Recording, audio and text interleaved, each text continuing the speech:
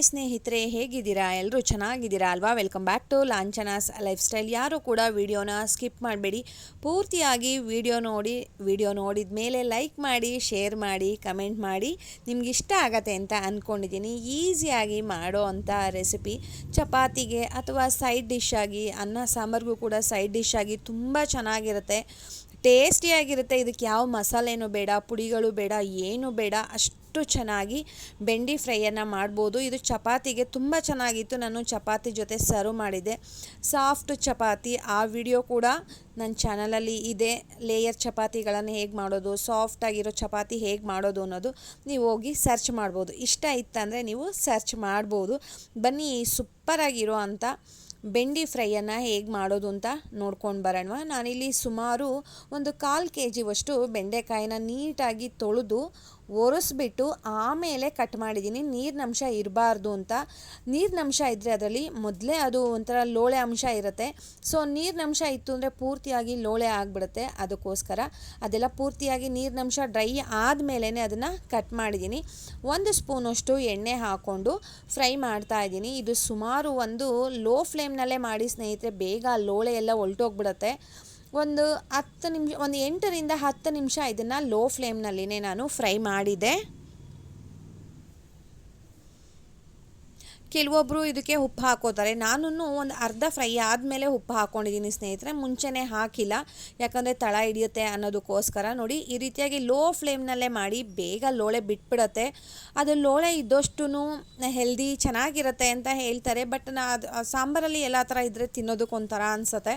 So ಅದಕ್ಕೆ ಈ ರೀತಿಯಾಗಿ ಮಾಡಿದ್ರೆ ತುಂಬ ಚೆನ್ನಾಗಿ ಇರುತ್ತೆ. ಲೋಳೆ ಅಂಶನ ಕಡಿಮೆ ಮಾಡ್ಬೋದು.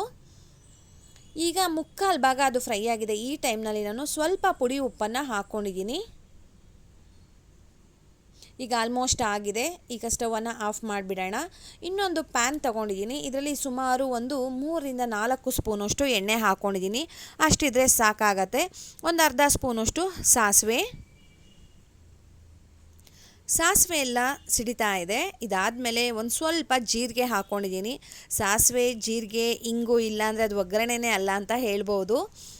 ಸ್ವಲ್ಪ ಇಂಗು, ಕರಿಬೇವಿನ ಸೊಪ್ಪು ಕೂಡ ಹಾಕ್ಕೊಂಡಿದ್ದೀನಿ. ಉದ್ದಕ್ಕೆ ಸೀಳಿರೋ ಅಂಥ ಹಸಿಮೆಣಸಿನ್ಕಾಯಿ ಹಾಕ್ಕೊಂಡಿದ್ದೀನಿ. ನೀವು ಹಸಿಮೆಣಸಿನ್ಕಾಯಿನ ಫೈನ್ ಚಾಪ್ ಮಾಡಿ ಬೇಕಾದರೂ ಹಾಕ್ಕೊಳ್ಬೋದು. ಬಟ್ ಯಾಕೆ ಆ ಥರ ಬೇಡ ಅಂತ ಹೇಳಿದ್ರೆ, ಬೆಂಡೆಕಾಯಿಗೆ ಇದು ಚೆನ್ನಾಗಿ ಹೊಂದ್ಕೊಳ್ಳುತ್ತೆ. ಅದಕ್ಕೋಸ್ಕರ ನಾನಿಲ್ಲಿ ಉದ್ದ ಸೀಳ್ಬಿಟ್ಟು ಹಾಕ್ಕೊಂಡಿದ್ದೀನಿ. ಒಂದು 10 ಸೆಕೆಂಡ್ ಅದು ಫ್ರೈ ಆದಮೇಲೆ ಈರುಳ್ಳಿ ಹಾಕ್ಕೊಳ್ಳೋಣ. ನಾನಿಲ್ಲಿ ಚಿಕ್ಕ ಸೈಜಿಂದು 2 ಈರುಳ್ಳಿಯನ್ನು ತೊಗೊಂಡಿದ್ದೀನಿ. ಅದನ್ನು ಕೂಡ ಚೆನ್ನಾಗಿ ಫ್ರೈ ಮಾಡ್ಕೊಳ್ಳೋಣ. ಒಂದು ಅರ್ಧ ಭಾಗ ಫ್ರೈ ಆಗಬೇಕು ಈರುಳ್ಳಿ, ಅಲ್ಲಿ ತನಕ ಫ್ರೈ ಮಾಡ್ಕೊಳ್ಳೋಣ.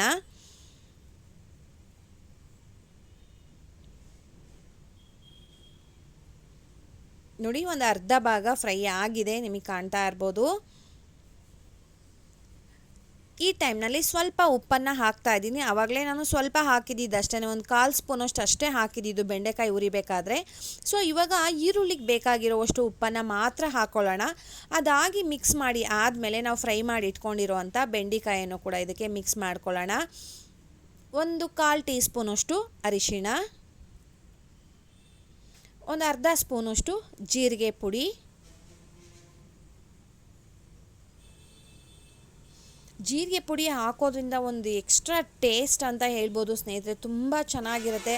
ಇದಕ್ಕೆ ಖಾರದ ಪುಡಿ ಬೇಡ, ಧನಿಯಾ ಪುಡಿ ಬೇಡ, ಏನು ಬೇಡ. ಈ ಥರ ಹಿಂಗೆ ಡ್ರೈ ಆಗಿ ಮಾಡಿಕೊಟ್ಬಿಟ್ರೆ, ಚಪಾತಿಗೆ ಹಾಕ್ಬಿಟ್ಟು ಇದು ಚಪಾತಿಗೆ ರೋಲ್ ಥರ ಮಾಡಿಕೊಟ್ರು ಕೂಡ ಮಕ್ಕಳು ಇಷ್ಟಪಟ್ಟು ತಿಂತಾರೆ. ತುಂಬ ಚೆನ್ನಾಗಿರುತ್ತೆ.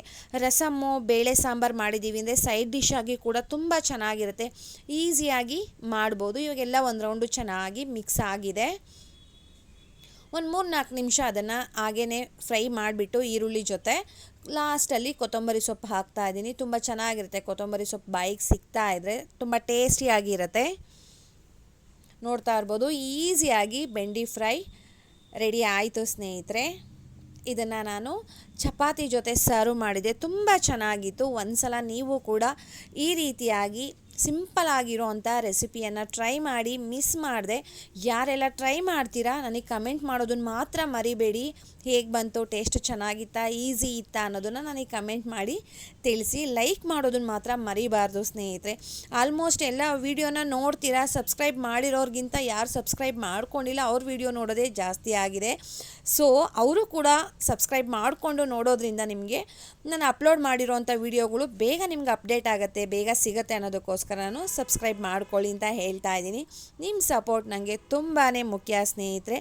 ಈ ಸಿಂಪಲ್ ಆಗಿರೋ ರೆಸಿಪಿಯೊಂದಿಗೆ ಇವತ್ತಿನ ಸಿಂಪಲ್ ಬೆಂಡಿ ಫ್ರೈಯನ್ನು ಮುಗಿಸ್ತಾ ಇದ್ದೀನಿ. ನಿಮ್ಮೆಲ್ಲರಿಗೂ ಕೂಡ ಇಷ್ಟ ಆಯಿತು ಅಂತ ಅಂದ್ಕೊತಾ ಇದ್ದೀನಿ. ಹೋಗಿ ಬರಲಾ?